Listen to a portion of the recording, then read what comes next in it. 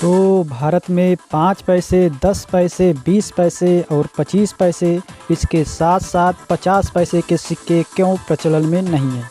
तो इसको जानने के लिए वीडियो को लास्ट तक देखें और इसी तरह की जानकारी प्राप्त करते रहने के लिए हमारे चैनल को सब्सक्राइब करें। तो चलिए जानते हैं आखिर ये क्यों बंद है।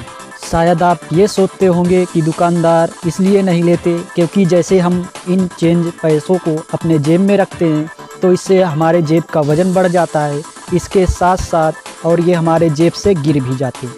तो शायद आप ये गलत सोच रहे हैं। तो इसे जानने के लिए पहले हम जानते हैं मुद्रा के बारे में। तो हमारे पास जो ये पैसे पहले होते थे 5 पैसे, 10 पैसे, 20 पैसे और 25 पैसे के सिक्के, ये आते थे वैध मुद्रा के अंतर्गत। और वैध मुद्रा के अंतर्गत 2 प्रकार की मुद्राएं होती हैं, सीमित वैध मुद्रा और असीमित वैध मुद्रा। तो जानते हैं वैध मुद्रा।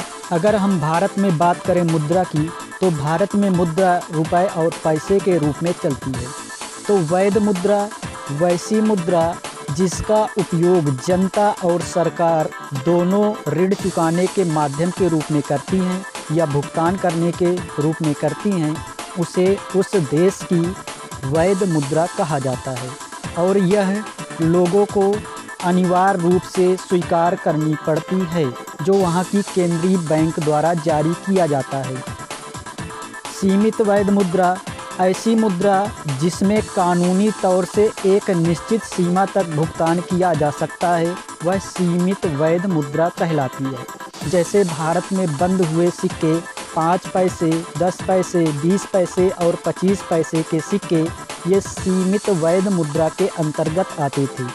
इसको आप लेकर जब मार्केट जाते थे, कोई वस्तु खरीदनी होती थी तो आप केवल 25 रुपये तक का भुगतान इसके माध्यम से कर सकते। इसीलिए भारत सरकार द्वारा इन्हें बंद कर दिया गया है, क्योंकि शायद आज आप अच्छी क्वालिटी की अगर साबुन लेने जाते हैं तो वो भी 25 से 30 रुपये की मिलती है। अगर हम बात करें 50 पैसे, 1 रुपये, 2 रुपये, 5 रुपये और 10 रुपये के सिक्के, तो ये सभी सिक्के आते हैं असीमित वैध मुद्रा के अंतर्गत। मतलब अगर हम कोई भी भुगतान इन पैसों के माध्यम से, सिक्कों के माध्यम से करते हैं, तो प्रत्येक दुकानदार या प्रत्येक व्यक्ति को पूरा भुगतान स्वीकार करना पड़ेगा। लेकिन अगर आप 5 पैसे, 10 पैसे, 20 पैसे और 25 पैसे के सिक्के लेकर जाते किसी भी मार्केट या किसी भी शॉप पर, तो वह 25 रुपये से ज़्यादा आपके सिक्के नहीं लेता और आपको वापस कर देता। लेकिन अगर आप 50 पैसे,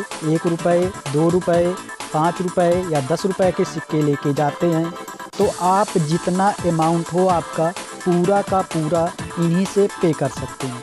तो जानकारी कैसी लगी? अगर अच्छी लगी हो तो हमारे चैनल को सब्सक्राइब करें। धन्यवाद।